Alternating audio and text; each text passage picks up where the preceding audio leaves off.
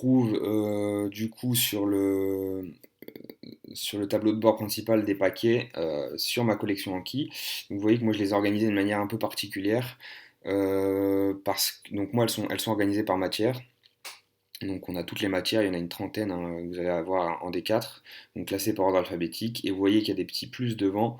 Moi c'est ça qui me servait pour hiérarchiser les connaissances, c'est-à-dire que moi les matières où il y a trois croix devant, trois plus devant, ça veut dire que c'était les connaissances, vraiment les trucs les plus importants à savoir, limite c'était les cartes que je devais connaître par cœur.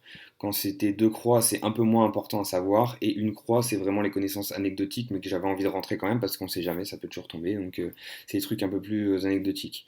Donc moi, je voyais surtout les cartes avec trois croix devant, puis celle à deux croix, puis celle à une croix, mais de manière un peu plus... je les survolais un peu plus, quoi, parce que c'était vraiment des trucs à la limite du programme, ou bien qui me semblaient pas trop importantes.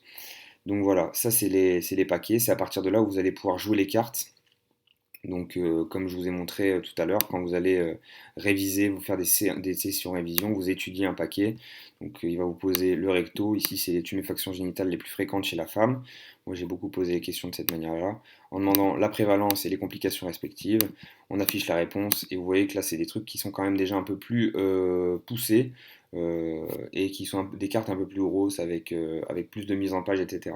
Donc on retrouve ce système de délai à partir duquel je veux revoir cette carte-là quand j'étudie. Si j'ai trouvé ça facile, je mets facile, et puis on passe à la suivante. Et puis vous voyez qu'ici, là, il reste 150 cartes à voir avant que le paquet soit terminé, ait terminé d'être joué. Donc ici, trois techniques invasives de diagnostic prénatal, donc la choriosynthèse, amniosynthèse, ponction de sang fœtal. Si j'ai trouvé ça facile, on passe à la suite. Voilà, les stades de prolapsus génital avec les images, etc. Voilà, donc c'est comme ça que ça se fait. Vous voyez que quand il va jouer un paquet, étant donné que les cartes sont déjà rentrées, bah, il va vous proposer des cartes de manière complètement aléatoire. Donc si vous révisez les items au fur et à mesure et que vous n'avez pas fait toute une matière, ça paraît assez difficile de jouer un paquet puisque vous allez tomber sur des trucs que vous n'aurez pas encore vus. Mais jouer les paquets, c'est bien quand vous avez fait une matière entièrement et que vous avez déjà une vue d'ensemble de la matière pour approfondir votre apprentissage et apprendre de manière assez transversale à l'intérieur d'une matière. Donc voilà, moi je les ai organisés comme ça. Quand on va dans l'onglet parcourir, on voit ici du coup toute la collection qui est composée pour moi de 6 811 cartes. Ici on retrouve tous les paquets, donc voilà tous les paquets, hein. Ici, ce qu'on voyait, et puis on retrouve ici l'icône des marqueurs avec tous les marqueurs. Donc moi les marqueurs, comme je vous ai dit, je les ai organisés d'une manière particulière, donc c'est classé par ordre alphabétique, avec d'abord le nom de la matière, donc ici infectiologie, ensuite le numéro de l'item, puis le nom de l'item, et donc à l'intérieur de chaque marqueur, on va retrouver toutes les cartes qui correspondent à l'item. Vous voyez que par exemple dans le marqueur GAL, on retrouve une infection, on retrouve une carte qui s'appelle deux ectoparasitoses considérées comme des IST, donc avec la gale et la phthiriase. Et cette carte donc se retrouve dans le marqueur infectiologie gale qu'on a sélectionné ici, mais cette carte-là, je vais aussi pouvoir la retrouver dans le marqueur dermatologie gale. Donc c'est ça qui me permet en fait de réviser de manière transversale des items.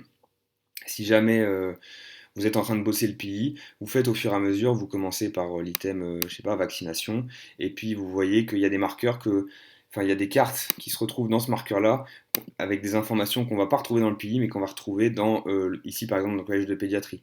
Mais comme ça concerne la vaccination, eh ben, ça me permet de synthétiser, et vous voyez d'ailleurs que cette carte-ci, elle a comme marqueur le marqueur infectiologie 143 vaccinations, elle a aussi le marqueur pédiatrie 143 vaccinations et aussi le marqueur pédiatrie 151 bronchiolite.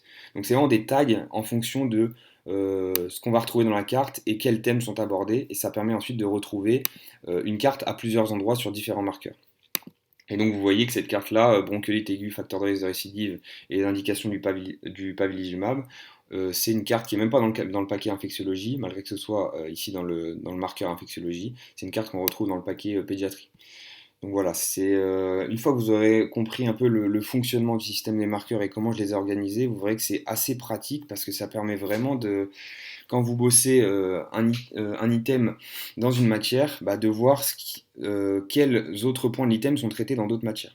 Si par exemple vous bossez la sarcoïdose en pneumo, eh ben, vous allez dans le marqueur pneumologie sarcoïdose, ici, et vous allez avoir des notions qu'on va retrouver à la fois dans le collège de pneumologie normale, puisqu'on est ici sur le marqueur pneumologie, mais vous allez retrouver aussi des informations qu'on retrouve dans le collège de dermatologie, de rhumatologie, etc., sans avoir fait encore le collège de dermatologie. Donc ça permet d'apporter des informations en plus, et puis déjà d'avoir une vue d'ensemble de l'item, alors que c'est votre premier tour et que c'est la première fois que vous voyez l'item, vous allez déjà voir un peu ce qui est abordé dans les autres matières, quoi.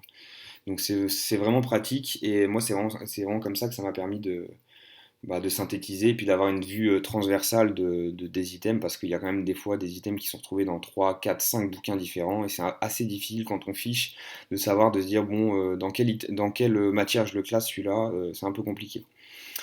Voilà.